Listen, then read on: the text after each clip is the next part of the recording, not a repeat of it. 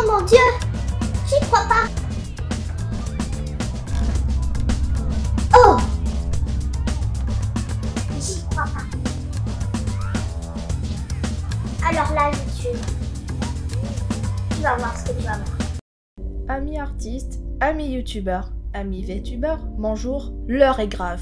La plateforme YouTube commence à faire vraiment flipper tout le monde. Peu importe le contenu que vous avez, on n'est plus sûr de rien de notre avenir sur YouTube, et notamment depuis cette annonce concernant les chaînes pour enfants. Je suis Ponoki, et le sujet de la vidéo va concerner la loi COPPA et les répercussions de cette loi sur YouTube.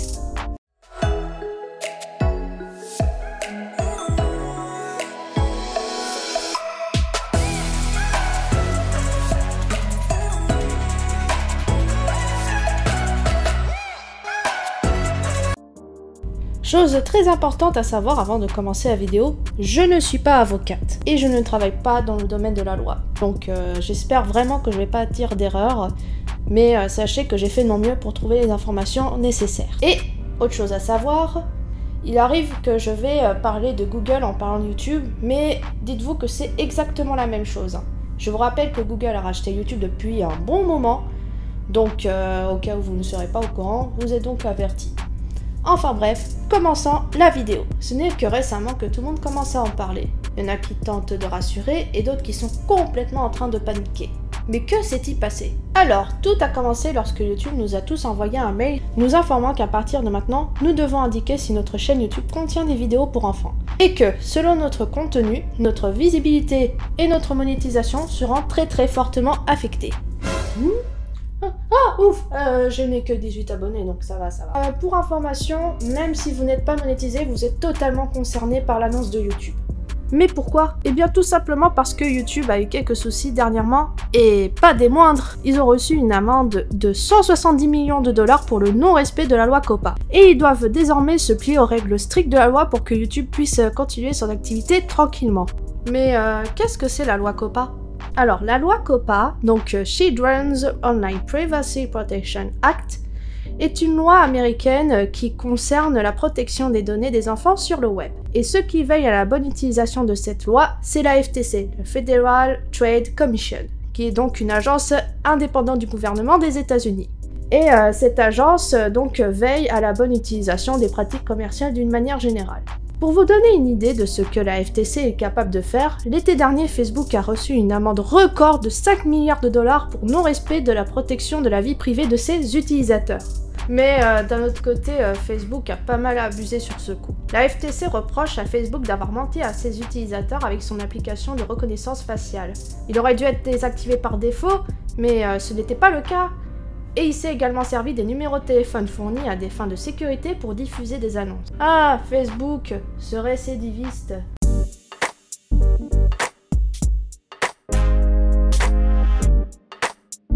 Revenons à nos moutons. Google doit donc faire très attention à la réglementation. Et payer une simple amende ne suffit pas. Il faut également respecter la loi COPPA dans laquelle il était condamné. Alors, que dit cette loi précisément? Alors, il faut savoir que cette loi garantit la non-collecte des informations personnelles des enfants sur le web. Mais quelles en sont les garanties? Par exemple, la loi COPPA garantit que n'importe quel site sur lequel vous allez qui est conçu pour les enfants, il n'y aura pas de publicité, ciblée en tout cas, ou de collecte d'informations sur les utilisateurs qui ont moins de 13 ans. Mais c'est quoi des informations personnelles? Dans le cas de Google, si on veut faire de la publicité ciblée, il faut absolument récupérer les données utilisateurs. Et il y a plusieurs moyens de les récupérer. Soit c'est en fonction de vos recherches Google, donc les mots-clés que vous utilisez, soit ces données peuvent être récupérées via des formulaires de contact, ou alors tout dépend du comportement que vous adoptez dans le navigateur. Donc si par exemple vous allez souvent sur des sites de foot, donc vous allez avoir de la pub liée au foot. Alors ces données sont en réalité collectées sur de nombreux sites sous forme de cookies. Les cookies? Oula! C'est comme ce qu'on mange? Pas tout à fait. Bon, attention, je vais faire de la grosse vulgarisation. Alors, les cookies, c'est un gros rassemblement de données qui sont stockées, que vous avez entrées par-ci par-là, et qui sont tous rassemblés dans un fichier texte. Ces cookies vont vous permettre dans un premier temps de faciliter votre temps de navigation. Par exemple, grâce aux cookies, vous n'avez pas besoin de rentrer à plusieurs reprises vos identifiants sur les sites internet, ce qui est pratique.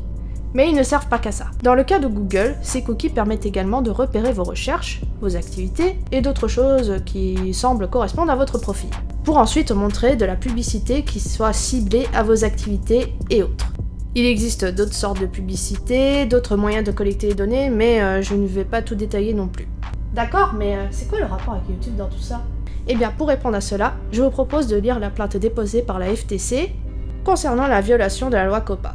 Selon la plainte, YouTube a gagné des millions de dollars en utilisant les identifiants communément appelés cookies pour diffuser des annonces ciblées aux téléspectateurs de ses chaînes. D'où le pourquoi je vous ai expliqué l'usage des cookies. La règle COPPA exige que les sites web et les services en ligne destinés aux enfants informent de leurs pratiques en matière d'information et obtiennent le consentement des parents avant de collecter des informations personnelles sur les enfants de moins de 13 ans. Ce qui n'a pas été fait évidemment. Pendant longtemps, YouTube a su se protéger de cette loi en rétorquant à la FTC qu'ils ne peuvent pas être concernés par la loi, car les conditions générales d'utilisation indiquent très clairement que les utilisateurs doivent avoir plus de 13 ans pour utiliser la plateforme. Vous vous doutez bien que la FTC n'a rien voulu entendre. En même temps... Oh, et bien sûr, YouTube a vanté de sa popularité qu'il a avec les enfants auprès des entreprises clientes potentielles. On a l'exemple de l'entreprise Mattel, donc ceux qui font les poupées Barbie et les Monster High, et bien évidemment une grande partie des chaînes YouTube existantes sont des chaînes pour enfants. Vous pouvez le vérifier sur le site que je vais vous donner en lien dans la description. On peut voir dans le top 100 des chaînes YouTube qui fonctionnent le mieux, ce sont donc la plupart d'entre elles des chaînes pour enfants. Alors YouTube, tu as autre chose à dire? J'aimerais faire un petit aparté concernant l'application de cette loi.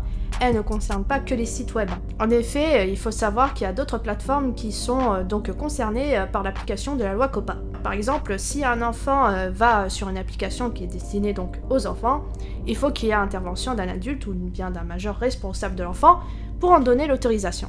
C'est tout simplement ce qu'on appelle du contrôle parental. Oui, parce que, bon, on parle de la loi COPPA pour YouTube, mais en réalité, ça concerne tout le web. Mais comment ça, tout le web? Eh bien, disons que c'est à la fois donc des sites internet, mais ça peut aussi concerner les applications et les objets connectés. Bref, tout ce qui se connecte à Internet. Là, je vais m'adresser à nos amis les développeurs d'applications. Est-ce que vous êtes au courant que si vous créez une application pour enfants, donc par exemple une application éducative, vous n'avez pas le droit de faire intégrer de la publicité ciblée ou bien d'utiliser de la collecte de données sur un utilisateur enfant?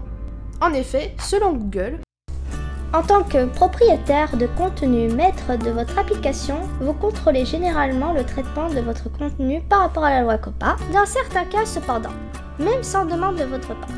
Google peut commencer à considérer votre application comme s'adressant aux enfants, conformément à nos obligations vis-à-vis de la loi COPPA. Ce qu'il faut savoir et qui est très important dans tous les cas, c'est qu'à partir de maintenant, Google se dédouane totalement de la responsabilité de votre contenu si elle est adressée aux enfants. Vous êtes votre propre maître sur vos créations.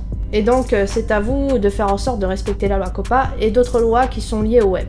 Ah oui, et si vous respectez pas la loi COPPA, vous pouvez recevoir une amende allant jusqu'à 40 000 $ environ pour chaque infraction. Donc dans le cas de YouTube, c'est pour chaque vidéo.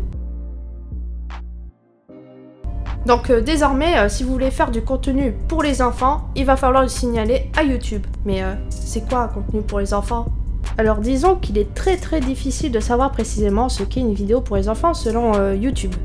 Tout ce que l'on sait, c'est qu'on peut visualiser une liste de ce que pourrait être un contenu pour les enfants. Selon les directives de la FTC sur la loi COPPA, une vidéo est destinée aux enfants, autrement dit conçue pour les enfants, dans les cas suivants. Les enfants en sont l'audience principale en fonction des critères décrits ci-dessous. Les enfants n'en sont pas l'audience principale, mais la vidéo s'adresse tout de même aux enfants d'après les critères ci-dessous. Ah, intéressant. Est-ce que du coup une chaîne YouTube tout public peut être concernée par la loi? À voir. Pour déterminer si votre vidéo ou votre chaîne est conçue pour les enfants, vous devez prendre en compte plusieurs critères, y compris les suivants. Quel est le sujet de votre vidéo? Par exemple, contenu éducatif pour les tout-petits. Je pense que c'est un élément très important à se le garder pour catégoriser sa chaîne. La vidéo met-elle en scène des enfants, comédiens ou mannequins? La vidéo comprend-elle des personnages, des célébrités ou des jouets qui plaisent aux enfants, comme des personnages animés ou des héros de dessins animés? Ah, là ça commence à être vraiment compliqué. Si je fais une critique d'un film pour enfants, mais que mon public visé n'est pas celle des enfants, est-ce que cela rentre? Le langage employé dans la vidéo est-il facilement compréhensible par des enfants? D'une manière générale, quand je m'adresse à un enfant, il comprend ce que je dis. Peut-être qu'il s'agit de l'intonation de la voix, je sais pas, comme si on parlait à des tout petits. Comment vous allez les petits enfants? Je sais pas, c'est assez flou. La vidéo montre-t-elle des activités présentant un intérêt pour les enfants, comme des jeux d'imitation, des chansons ou des jeux simples, ou encore des activités d'éducation préscolaire? Donc si je fais une vidéo Fortnite, mais que mon audience est constituée de majeurs, est-ce que ça rentre dans la catégorie aussi? La vidéo comporte-t-elle des chansons, des histoires ou des comptines pour enfants? Il était un petit navire. Et bien sûr, pensez à toute autre information qui pourrait vous aider à déterminer l'audience de votre vidéo. Éléments concrets vous permettant de cerner le profil des spectateurs par exemple. Bah dis donc, ça fait beaucoup de choses à savoir, mais avec beaucoup de flou derrière. Ce que je peux vous dire en tout cas, c'est que vous avez la possibilité de définir si c'est toute votre chaîne qui est faite pour les enfants, ou pas, ou de définir pour chaque vidéo, si elle est donc pour les enfants. Pour ce faire, vous allez dans les paramètres de la chaîne, toujours dans YouTube Studio. Onglet chaîne, onglet paramètres avancés. Si vous voulez faire pour chaque vidéo, il va falloir aller sur une de vos vidéos. Onglet détail, audience, cette vidéo est-elle conçue pour les enfants? Vous répondez par oui ou non. Alors maintenant, on va passer à un format de questions-réponses. Ce sont à la fois des questions que je me suis posées à moi-même, des questions que j'avais vues un petit peu partout par rapport à ce qui a été dit. Donc ça va être un format qui va permettre de répondre aux répercussions de la loi sur YouTube. Ça n'a pas été super facile d'avoir les infos. Il faut savoir que j'ai créé un petit ticket dans la communauté de Google. Vous pouvez donc voir les réponses qui ont été dites par rapport à ce ticket. Pour avoir les infos, j'ai vraiment fait au mieux possible pour les récolter, donc allons-y, voici les questions. Ma chaîne est totalement dédiée aux enfants. Qu'est-ce qui va se passer pour ma chaîne à partir de janvier? Beaucoup de choses vont changer. Pour vous, à savoir. De nombreuses fonctionnalités seront désactivées et pas des moindres. La cloche de notification sera désactivée. L'onglet communauté va disparaître ainsi que les stories. Il est évident qu'avec ces désactivations, ça va faire grandement baisser votre nombre de vues sur votre chaîne. Qu'en est-il des vidéos? Pareil, pour les vidéos, la visibilité sera rudement baissée et votre monétisation sera grandement affectée. Parce qu'il faut savoir qu'il n'y aura plus de publicité ciblée sur les vidéos, mais uniquement de la publicité contextuelle. La différence, c'est que les publicités contextuelles sur YouTube sont vraiment tout ce qu'il y a de plus basique. Donc ça sera des publicités que les enfants ou des grands peuvent regarder. Le nombre de likes, dislikes et les commentaires seront désactivés. Les écrans de fin seront désactivés également. Il ne sera plus possible d'ajouter une vidéo dans l'onglet à regarder plus tard. Je vais mettre en lien la vidéo postée par YouTube qui explique toutes les fonctionnalités désactivées et pourquoi votre revenu va baisser. Concernant les chaînes tout public, est-ce qu'elles seront impactées par la loi COPPA? C'est ultra difficile d'y répondre. Je vais juste vous donner quelques informations que j'ai vues par YouTube Creator. Dans la vidéo qui explique les fonctionnalités désactivées, etc., il y a un gros bloc laissé par YouTube qui explique certaines informations, notamment pour les chaînes tout public. A priori, il n'y aura pas besoin de le mettre comme contenu pour les enfants. En revanche, YouTube dit qu'il faut bien faire attention tout de même à qui ce contenu profite. Il va falloir donc faire attention au contenu qui apparaît sur votre vidéo. Est-ce qu'il y a des mannequins pour enfants, des chansons dedans qui attirent les enfants, bref, tout ce qui attire l'œil de l'enfant. Par exemple, dans le fameux mail que j'ai reçu, et que tout le monde a reçu, il est considéré qu'une vidéo est faite pour les enfants si elle est destinée aux enfants, mais également comme audience secondaire. Par exemple, un dessin animé ciblant principalement les adolescents, mais qui vise également aussi des enfants. Donc si ma vidéo a certaines animations, mais je ne vise pas spécialement les enfants, elle sera quand même considérée comme telle? Alors moi, je vais juste vous répondre d'une manière très logique. Si une vidéo est une vidéo d'animation, mais que le sujet n'est pas du tout kid-friendly, donc par exemple votre vidéo parle de la guerre, la politique, ce genre de choses, il est fortement évident que cette vidéo ne va pas concerner les enfants. Donc ne la mettez surtout pas comme destinée aux enfants, c'est complètement logique. On peut avoir ce même raisonnement logique pour tout ce qui est critique de dessins animés, ou de manga, ou de Japan Animation. Parce que bon, on est d'accord, un dessin animé, ce n'est pas que pour les enfants. Ce n'est pas par exemple, je vais vous montrer un petit garçon tout mignon, avec des gros yeux tout mignons, que c'est forcément pour les enfants, hein. Je pense que vous le savez bien plus que moi à ce niveau-là. Ce que je peux vous conseiller, en tout cas, que ce soit pour les jeux vidéo, l'animation japonaise ou les dessins animés d'une manière générale, il faudra regarder sa restriction d'âge. Si la restriction d'âge ne correspond pas à un public d'enfants, il est évident que cette vidéo ne va pas concerner les enfants. Par contre, je vais dire quelque chose qui va pas forcément vous plaire. Comme il a été dit précédemment, si votre vidéo contient des personnages qui attirent beaucoup l'œil des enfants, des personnages vraiment très populaires, je préfère être réaliste. Ça va être assez délicat pour vous. Parce qu'il est possible que pour YouTube, votre contenu sera pour les enfants. Bien que je ne suis pas forcément d'accord avec ça, parce qu'on peut très bien tout simplement faire une œuvre artistique, donc un dessin sur un personnage, mais sans que ça touche vraiment les enfants, ça touche un large public. Mais malheureusement, par rapport à YouTube, ça peut être vu comme un contenu pour enfants. Bien que je ne suis pas d'accord, je me le répète. Après, peut-être que j'ai tort, hein. J'aimerais bien. Mais malheureusement, avec YouTube, on ne sait jamais. J'aimerais tout de même ajouter quelque chose. Même si votre contenu n'est pas kid-friendly, mais que visuellement c'est un dessin animé, bah il est possible qu'il puisse être détecté par YouTube en tant que contenu pour enfants. Parce qu'en effet, à partir de janvier, YouTube va mettre en place un bot qui va attribuer l'audience d'une vidéo si elle est kid-friendly ou non. Et il faut s'attendre à ce que le bot fasse des siennes. Il faut déjà savoir que YouTube met en garde que leur bot peut faire des erreurs. Ça, on peut très bien s'en rendre compte avec toutes les chaînes démonétisées alors qu'ils ne devraient pas. Mais dans ce cas, vous avez tout à fait la possibilité de contester l'erreur commise par YouTube. Pour contester l'erreur, je pense que la chose la plus importante, c'est votre contenu. Il va falloir vraiment miser là-dessus pour justifier. Vous pouvez aussi regarder l'audience de votre vidéo, mais n'essayez de pas trop compter là-dessus. Parce que je vous rappelle qu'il y a des enfants qui vont sur YouTube, alors que YouTube, c'est pour les plus de 13 ans. La loi COPPA est une loi américaine. Est-ce que je peux vraiment être sanctionné par cette amende, même si je ne suis pas américain? Comme je vous l'ai déjà dit, je ne fais pas partie du domaine de la loi. Par contre, une chose est sûre, une loi américaine ne va pas impacter les autres pays, qu'on soit bien d'accord.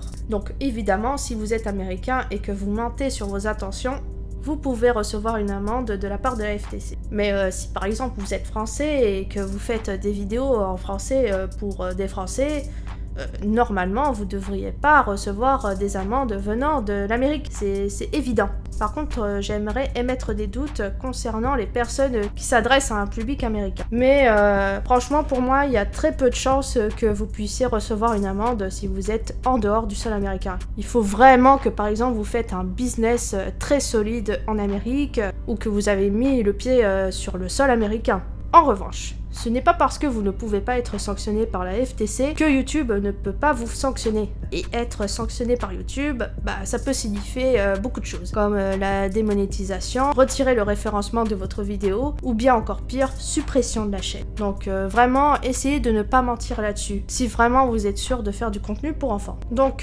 cela signifie qu'il n'y aura plus d'avenir pour les chaînes pour enfants sur YouTube. Alors, moi, je vais dire mon avis là-dessus.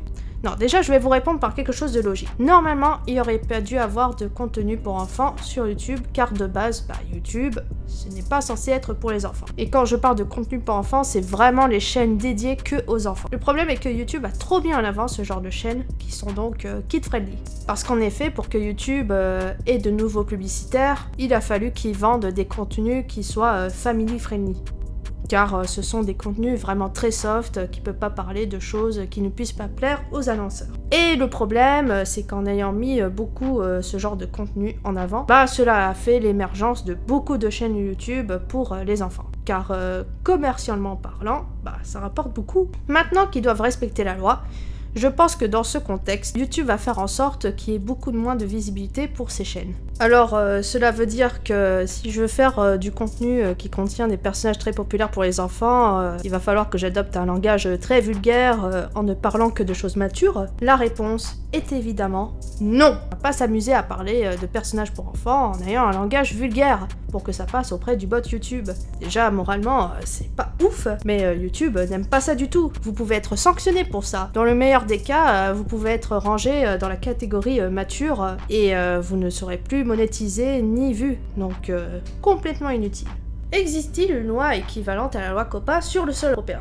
Alors, il n'existe pas réellement de loi COPPA en Europe. En revanche, il existe la RGPD, ou en anglais GDPR. C'est une règle qui est imposée par l'Europe qui permet donc la protection des données utilisateurs pour tout le monde. Par exemple, il faut à chaque fois demander le consentement de l'utilisateur pour récupérer ses données. C'est pour ça que vous voyez souvent sur vos sites ce genre de fenêtre. Les sites sont obligés d'être transparents sur ce qu'ils font avec vos données et il faut absolument que vous en donniez le consentement. Concernant les mineurs, il faut avoir l'autorisation du parent pour la collecte des données. Alors, les mineurs, ça dépend en fait du pays, car en réalité, chaque pays a un âge de consentement. Le RGPD prévoit des conditions particulières de consentement pour certaines situations. Consentement des mineurs pour les services de la société de l'information, réseaux sociaux, plateformes, newsletters, etc. Le traitement des données personnelles d'un enfant fondé sur le consentement n'est licite par principe que si l'enfant est âgé d'au moins de 16 ans. Et ça, c'est un exemple d'application de la loi RGPD dans le cas de la France. À vérifier pour chaque pays européen l'âge de consentement.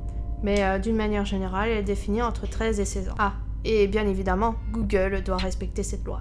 Très honnêtement, comment on a fait pour en arriver là ?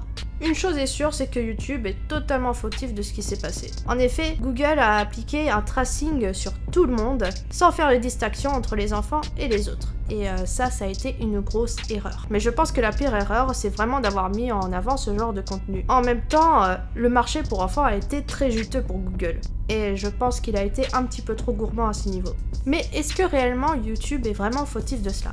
Eh bien, c'est difficile à dire, mais ce n'est pas totalement sa faute. Parce que s'il y a eu l'émergence de ce genre de chaîne, c'est qu'il y a eu une demande. Et cette demande, ça vient des enfants. Alors, j'aimerais faire un petit peu de sensibilisation pour les parents. Déjà, première chose, surveillez vraiment ce que vos enfants regardent sur YouTube. Je suis bien consciente qu'il y a beaucoup de chaînes pour enfants, mais disons qu'il est possible qu'un enfant puisse tomber sur une vidéo qui soit très violente ou bien très bizarre à regarder. Ça m'a déjà arrivé que j'ai vu des enfants qui vont sur YouTube et que cet enfant regarde une vidéo vraiment faite pour les enfants, mais que la vidéo suivante soit une vidéo vraiment très louche. Je vous conseille vraiment de vous mettre à YouTube Kids pour vos enfants. L'application YouTube est vraiment très simple à utiliser. Donc vraiment, installez cette application YouTube Kids, je pense que vous ne serez pas déçus. Et il y a vraiment tout ce qu'il faut pour les enfants. Pour donner un mot pour la fin, il faut savoir qu'en janvier, ça va être un sacré foutoir. Il faudra s'y préparer. Mais j'espère qu'à l'avenir, tout cela sera régulé. Il faudra s'attendre à ce que le bot fasse beaucoup d'erreurs. Mais on espère en tout cas que les choses vont vraiment se régler au fil du temps et que tout va finir par s'adapter. Et qu'à l'avenir, on n'aura plus besoin à définir si notre vidéo est pour les enfants ou non. Merci à toi d'avoir regardé cette vidéo. J'espère qu'elle t'a permis d'apprendre beaucoup de choses sur le sujet. N'hésite pas à mettre un commentaire pour dire ce que tu en penses. Et je vous dis à la prochaine. Mais au fait, tu as quel âge ? Merci à toi d'avoir regardé cette vidéo. Si elle t'a plu, n'hésite pas à la liker. Tu peux t'abonner à ma chaîne afin de connaître les prochaines sorties de vidéos. Tu peux également me suivre sur les réseaux sociaux tels qu'Instagram et Twitter. Sur ce, je vous laisse et je vous dis à la prochaine.